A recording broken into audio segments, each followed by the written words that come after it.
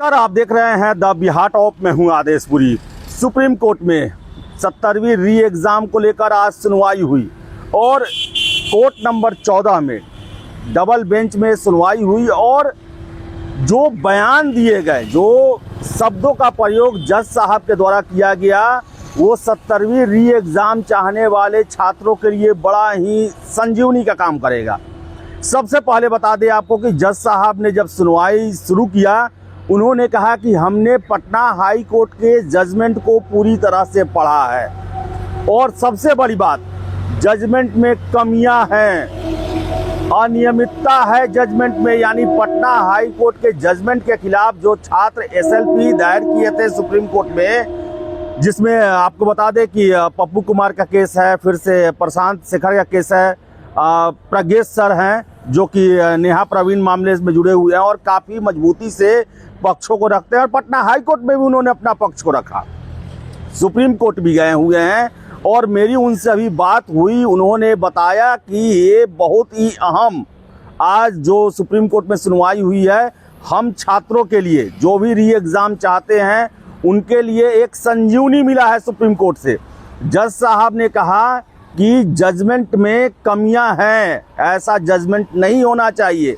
और सबसे ज़्यादा जो टारगेट रहा कोर्ट का, वो कोचिंग संस्थानों से बीपीएससी के मीटिंग को लेकर रहा और कहा गया कि जब स्वीकार किया गया कि मीटिंग प्राइवेट कोचिंग संस्थानों के साथ किया गया तो उस पर कार्रवाई क्यों नहीं की गई। फिर से बता दें, दो कोचिंग संस्थान, एक कोचिंग संस्थान और एक कोचिंग जो कि आप जानते हैं जहां से 24 प्रश्न जो हैं सीधे पीटी एग्जामिनेशन में आ गए थे, उसको लेकर कोर्ट ने काफ़ी तीखी टिप्पणी की है। कोर्ट का पूरा रुख जो है वो कोचिंग संस्थान वाले मुद्दे पर ही सबसे ज़्यादा है। यानी कि मीटिंग किया गया प्राइवेट कोचिंग संस्थानों से और दो कोचिंग का नाम, एक का नाम जज साहब ने लिया और दो का जिक्र हुआ, जिसमें दूसरे का 24 प्रश्न। तो आपको पता है अच्छे से कि किस कोचिंग संस्थान का 24 प्रश्न 70वीं जो 13 दिसंबर को एग्ज़ाम हुआ था उसमें सीधे आ गया था।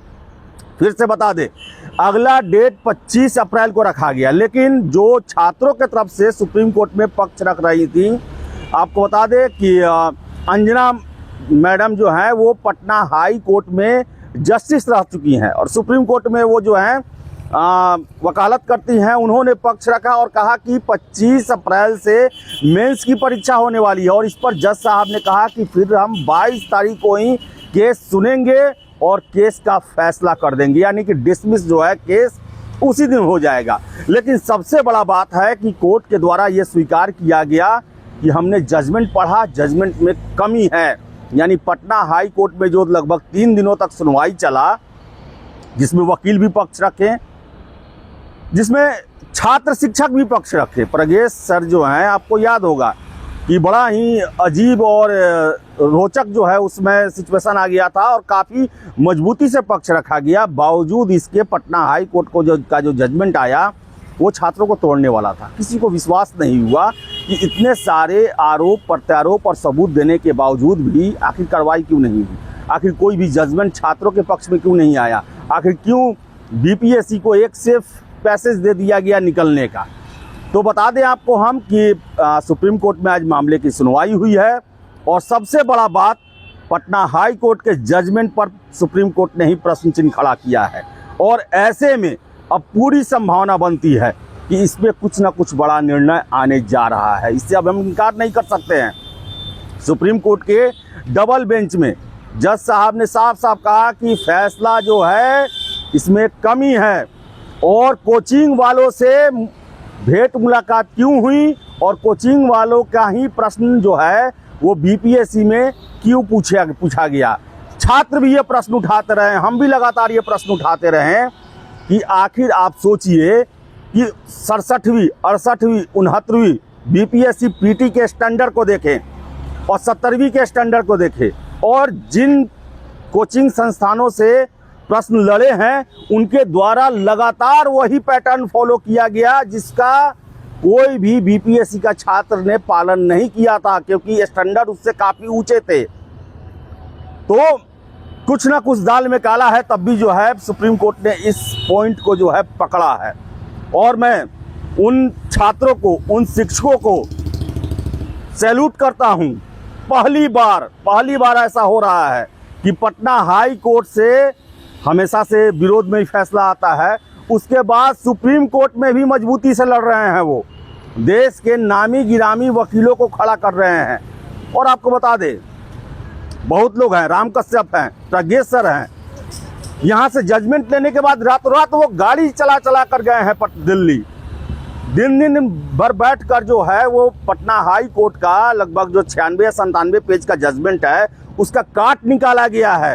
वकीलों को मदद किया गया है, बैठा कर समझाया गया है कि कौन कौन सा टेक्निकल पॉइंट है जहां पर बीपीएससी फंस सकती है, बीपीएससी ने जहां पर गलती किया है और हाई कोर्ट ने उसे नज़रअंदाज किया है। तो मैं इन सारे लोगों को धन्यवाद कहता हूं, क्योंकि बता दें, हम लोग भी जब तैयारी करते थे तो उस समय हाई कोर्ट में जो हुआ सो हुआ, सुप्रीम कोर्ट कोई जाने वाला नहीं होता था। और ऐसे में राम कश्यप, प्रज्ञेश सर, ये लोग जो सुप्रीम कोर्ट गए हैं उनको मैं धन्यवाद देता हूं कि कम से कम छात्रों के पक्ष में गए हैं। और सबसे बड़ी बात कि सुप्रीम कोर्ट ने भी माना है कि पटना हाई कोर्ट के जजमेंट में कमी है। तो देखिए क्या होता है आगे। सुनवाई 22 तारीख को है, लेकिन और सारा जो केस है प्रशांत शेखर का, नेहा प्रवीण का, वो भी लिस्टिंग के प्रोसेस में है, उसका भी डेट आएगा। तो जो हाई कोर्ट आज तक नहीं किया छात्रों के लिए बीपीएससी के, हो सकता है इस बार सुप्रीम कोर्ट के द्वारा किया जाए, न्याय मिले, न्याय सभी के साथ हो, ऐसा हम कामना शुरू से करते हैं, आगे भी करते रहेंगे। अब देखिए आगे क्या होता है। तो फिलहाल इस वीडियो में इतना ही। वीडियो पसंद है लाइक शेयर करें, हमारे चैनल द बिहार टॉप को सब्सक्राइब जरूर कर ले। धन्यवाद।